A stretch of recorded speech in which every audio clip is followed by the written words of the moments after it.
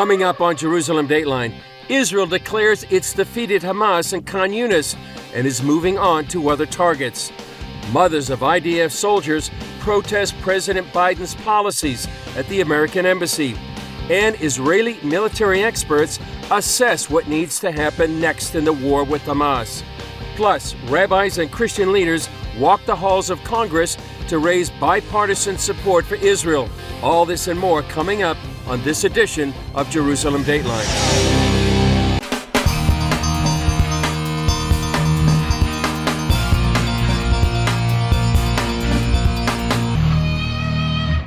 Hello and welcome to this edition of Jerusalem Dateline. I'm Chris Mitchell. Here's some of the latest on the military and diplomatic fronts facing Israel. Israeli Defense Minister Yoav Gallant says the IDF reached a major military milestone, the defeat of Hamas in Khan Yunis. Now he says the IDF is moving on to their next targets. The Khan Yunis brigade boasted that it would stand strong against the IDF. Today it is dismantled. And I'm telling you that we are completing the mission in Khan Yunis. And we will also reach Rafah, and we will eliminate anyone who's there, who is a terrorist, who is trying to attack us. On the diplomatic front, the State Department kept up its push for a Palestinian state and implement a two-state solution. Thomas Friedman of the New York Times reported on what he says is part of President Biden's doctrine for an unprecedented diplomatic initiative to promote a Palestinian state now. UK Foreign Minister David Cameron said Thursday his country could recognize a Palestinian state. That's long been our position. And of course, as part of that, Britain, along with other countries, would recognize Palestine as a country and recognize Palestine at the United Nations. Britain's top diplomat said the UK's recognition could come after a ceasefire in Gaza, without waiting for talks to resolve the Israeli-Palestinian conflict. The push for a Palestinian state comes while Israeli Prime Minister Benjamin Netanyahu rejects it, along with the rest of the government and the majority of the Israeli people who oppose it, as their sons and daughters are fighting the same people who would make up that state. On Thursday, in an unprecedented move, President Biden issued an executive order that targets Israelis in the West Bank who have been accused of attacking Palestinians in biblical Judea and Samaria. That we will also take action on behalf of the United States, both against those who engage in settler violence and extremist settler violence that have been prosecuted by governments and others who have not. Israeli Prime Minister Netanyahu issued a statement that says, in part, the vast majority of residents of Judea and Samaria are law-abiding citizens, many of whom are fighting right now in active and reserve duty to protect Israel. Israel acts against all violators of the law in all places, and therefore there was no place for drastic steps on this matter.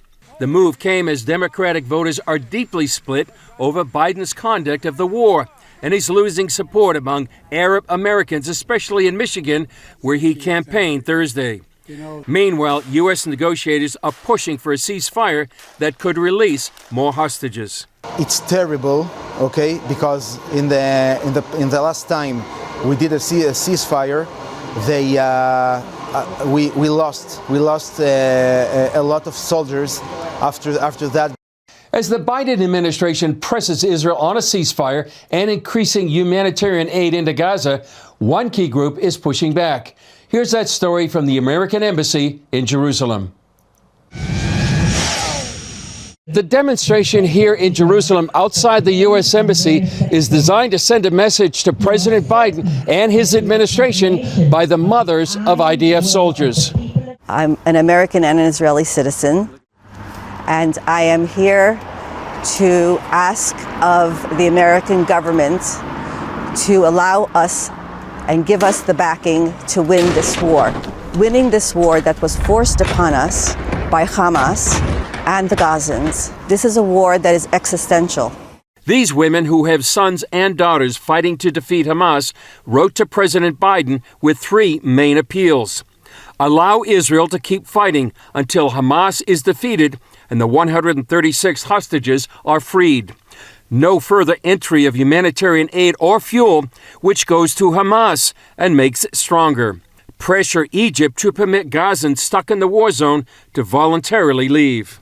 I think it's very important that President Biden and the American government understands that everybody knows that the aid is not getting to the innocent Palestinians. Everybody knows that. Shin Bet, Israel's equivalent of the FBI, estimates Hamas steals at least 60% of the humanitarian aid going into Gaza. UNRWA, accused of connections to Hamas, distributes what's left. The mothers of the IDF maintain the aid makes Hamas stronger and prolongs the war. Almost everything is going to the hands of the terrorists of Hamas that are using it to fight and try to kill my children and our soldiers. I feel that we're being pressured not to fight fully. I feel that America, who is really our best friend and has great and wonderful intentions, and thank God for America, I feel they don't understand this, that we need to bring Hamas to its knees and then they'll negotiate. It doesn't work the other way around while they're sitting underground with all our supplies. The group believes the best way to help Gazans is for Egypt to allow them to gain freedom. There are Gazans that want to leave. There are Gazans that don't want to live in the conditions where they are now or even in the conditions previous to this war. Open the doors. Open the doors to the world and allow them to leave. They add the priority for any humanitarian aid should go to the remaining hostages. The humanitarian cause that is most prevalent is that our hostages are being kept captive by the terrorists. Our sons and daughters, babies, elderly, sick, are not allowed to be visited, are not visited by the Red Cross, and have not received anything from any source of that could be connected to humanitarian aid. As Secretary of State Antony Blinken visits Israel for the 6th time since the beginning of the war, it's a message they hope he'll take back to the White House. Coming up, discussing the intersection of U.S. politics and Israel's war for the right to exist.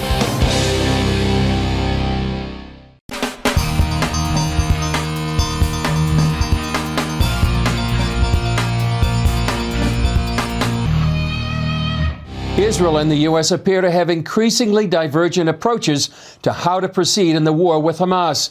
I spoke with our Middle East analyst John Wagi about possible reasons for this. John, great to be with you. In our report, we talked about a almost desperate push by the U.S. to get a Palestinian state. What's behind this, do you think? Yeah, you know, Chris, it seems like it's becoming the irresistible force meets the immovable object. And you wouldn't have thought that 2 months ago, when the parade of people coming from Washington were support for Israel, support for the hostages, support for the Israeli people in really their goal to eliminate Hamas, which is ironically the same goal that Premier Netanyahu made this week. Mm-hmm. So what's changed? There's almost a desperation in the U.S. effort, it seems, and now they're enlisting the support of the UK. Exactly. And it's a push that I believe is born out of the electoral politics of 2024. Yeah, we had an Israeli commentator write an article about that, Michael Freund, about it's really about Michigan. Why Michigan? Well, Michigan has 200,000 to 300,000 Arab voters, and they're not happy right now. They want to see a more, quote, even-handed approach to the war in Gaza. But it's at the same time, the Democrats are trying to keep their Jewish donors on board, and we saw that as a problem with the colleges and universities, where Jewish donors are saying, we're not given to this, and now they may say, well, we're not giving to the Biden campaign. So there's a push to say this is the only way we can have peace in the Middle East. We'll get the Saudis on board, we'll get everybody else on board, and Netanyahu, you're just going to have to face up to it. The problem is that Netanyahu is speaking for almost everyone in Israel, if you spend 5 minutes here, you hear people saying they don't want their soldiers endangered by another prolonged ceasefire. They don't want the hostages released at the expense of a rebuilding of Hamas later on. They certainly don't want a Palestinian state where the aging Mahmoud Abbas would somehow share power with Hamas when they were never able to do that before. The pieces of the puzzle just don't fit. And you're trying to figure out how the global community is trying to make them fit. Yeah, you know? and they're also sort of bucking history. 30 years after the Oslo Accords, still not a two-state solution.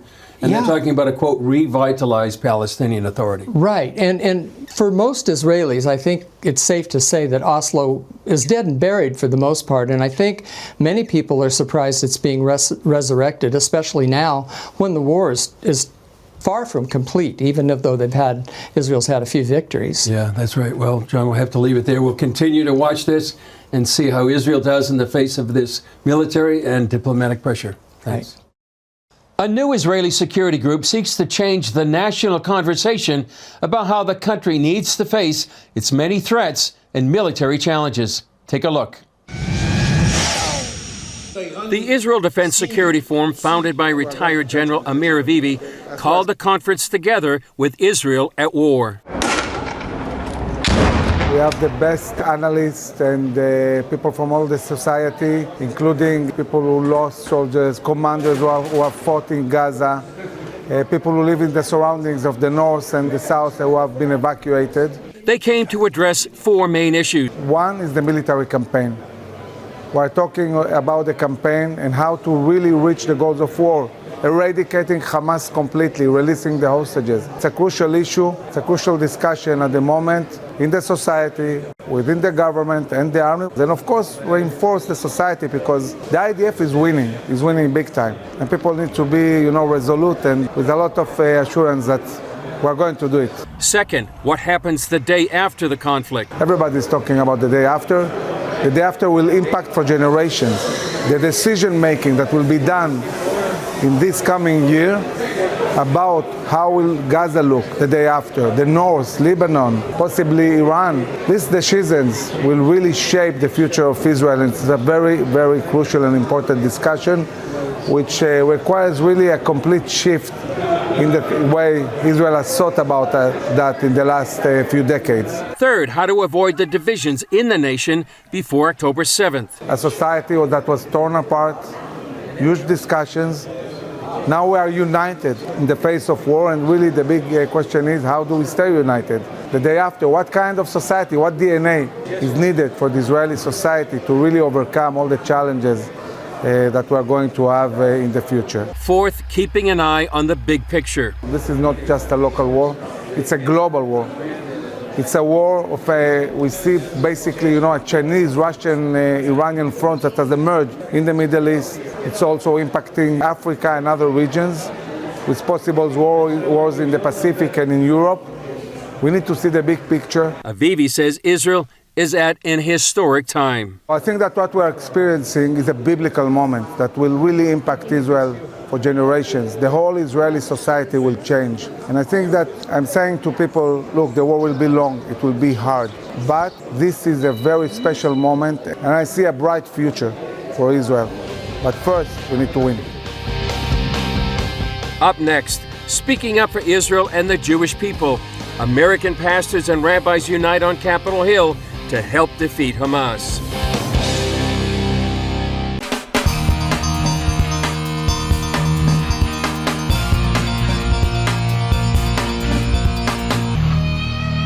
Recently, in Washington, D.C., dozens of Christian pastors and Jewish rabbis walked the halls of Congress together, meeting with lawmakers from both sides of the aisle. Robert Stearns of Eagles Wings Ministry spoke with CBN President Gordon Robertson about encouraging representatives and senators to speak up for Israel and the Jewish people. Why is it important for Christian and Jewish leaders to meet together with lawmakers?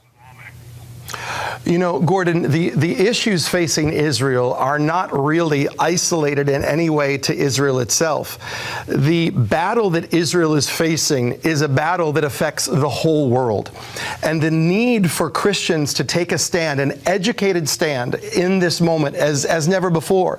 So tomorrow we're going, rabbis and pastors, Democrats, Republicans, coming together. This is an American issue. This is a human issue. And it's absolutely necessary for us to lift our voices. I hope the UN is going to be on the agenda. It's still amazing to me that no division, no one of a position and authority at the UN has condemned the October 7th attacks. It's absolutely incredible that they can't even call evil for what it is. And then you've got UNRWA and terrorists are being funded on salary with a UN agency. Is that going to be one of the topics? It's absolutely one of our core talking points tomorrow, because the issue that we're facing right now is we're in this moment that Scripture warned us about, where those will call evil good and good evil. The United Nations, which is supposed to be safeguarding human rights around the world, is absolutely culpable in terrorism in Israel, in Gaza. This is now proven. And Gordon, I want to say, 700 Club has been warning for years that we have got to wake up to these realities that Israel faces in the Middle East. And I want to encourage Christians around the world to begin praying as they've never prayed before, and to begin speaking to their pastors and their denominational leaders. It is time to get educated and involved in the battle for Jerusalem, because this is a battle for human rights all around the world.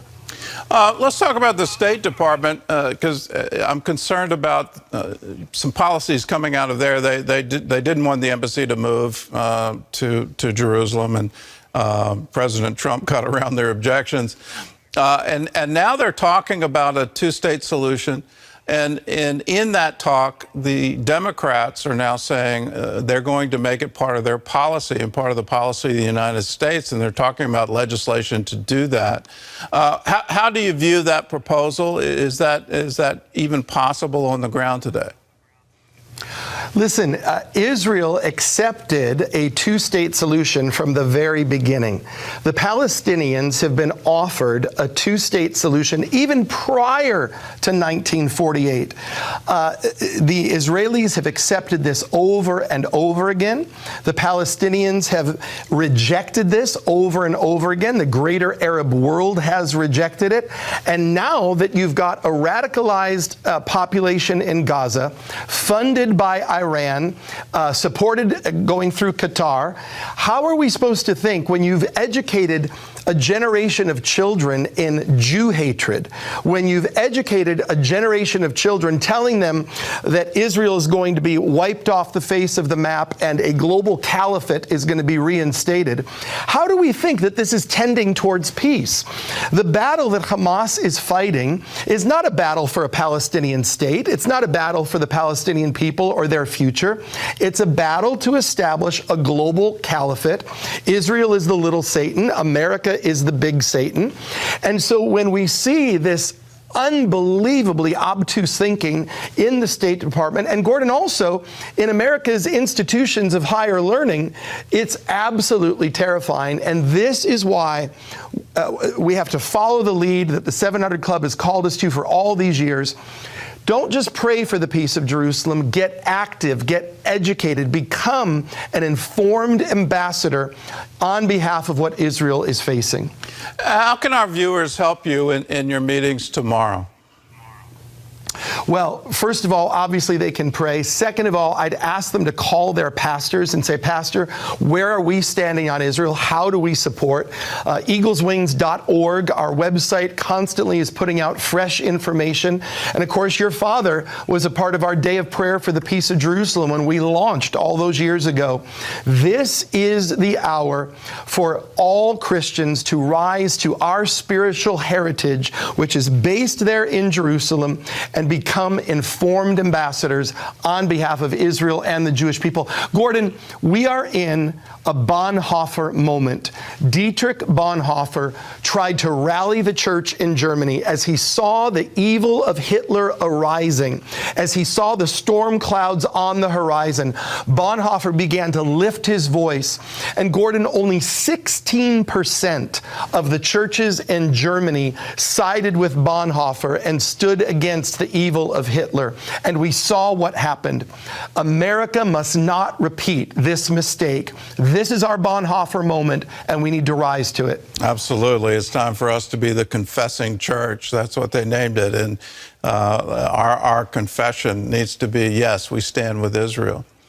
Let's just take a moment and pause. What's it like for the Jewish community? You just got back from Israel. So obviously they're grieving, but I think it's an even deeper wound than that. And what's it like for the Jewish community in Israel, and what's it like for the Jewish community right here in America? Well, yes, my family and I were in Jerusalem on October the 7th. And in fact, the first 5 days of the war, we were with Chris Mitchell, your bureau chief, almost every day. Our hotel was right near the CBN bureau there in Jerusalem. And it was unthinkable what was happening. Gordon, I have been with significant Jewish families and leaders over the past weeks who literally, I'm not being sensational here, who literally have looked at me and said, if things keep getting bad, do you think there are people who will hide us? This is the level of terror that is striking in the hearts of the Jewish people, because we've talked for 75 years, never again, and yet we see in the halls of America's best universities, in the far left of the Democratic Party, we see absolute confusion, ignorance, and collusion with evil. And so the Jewish people are understandably scared as never before. Having said that, thank God that there is today a strong state of Israel that is resolute, that is firm, that is well able to defend their borders. And I believe Israel is going to rise to this crisis. And we remember the words of Psalms, Hine lo yanum ve'lo yashan shomer Yisrael. He who watches over Israel will neither slumber nor sleep. Amen. And he won't. He will continue to guard. Our hope is in him. Still ahead, a mother watches her sons leave for war. See how she's relying on God to bring them home safe and sound.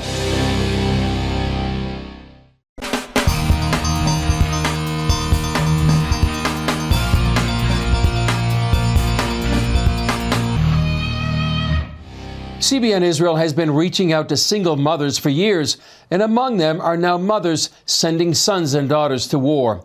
One woman shared how she relies on God to keep her sons safe. I've been living in Israel for 27 years. I came from Mexico.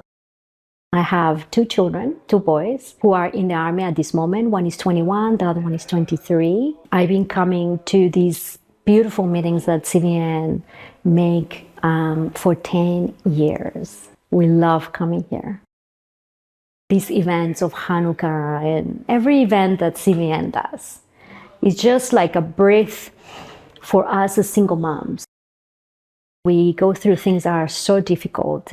We have to take care of our children, houses, take work, and we're alone. We're mom and dad at the same time. And usually people don't think too much about us. So having these events where we can come and just feel blessed and loved, accepted, and we can be together, we can hug each other, we can sing, we can eat together, is such a blessing. It's such a blessing. Many of us have kids in the army. It was shocking to suddenly, see my son coming into the room and saying, I've been called, I have to go. And just pray that God will protect him, because I didn't even know where he was going to go. It was such a shock, also because we were hearing the missiles coming our way. And it's like, you feel like like this is a movie. Like this is not happening. This is just not happening. I think that the only thing that really kept me going was praying and trusting in God, just believing. You know, it's like you pray and you tell God, please just send your angels to be with them, to be with all the soldiers that are together, and believe that what you pray will be done. Hanukkah is always about light, about seeing God. It's about seeing His light. If there is somebody that has less faith, and the ones that we have more faith, we can encourage. Sometimes we come into these times that are so difficult because you need to give your child to God really and say, here it is. You have no control. Are you going in anxiety or are you having faith? And I chose faith. I chose to trust in Him and to trust my children to Him. Well, that's all for this edition of Jerusalem Dateline. Thanks for joining us. Remember, you can follow us on social media and access CBN content through our CBN News and other CBN apps. And please continue to pray for the safety of IDF soldiers, all those caught in harm's way, and for the safe return of all the hostages. I'm Chris Mitchell. We'll see you next time on Jerusalem Dateline.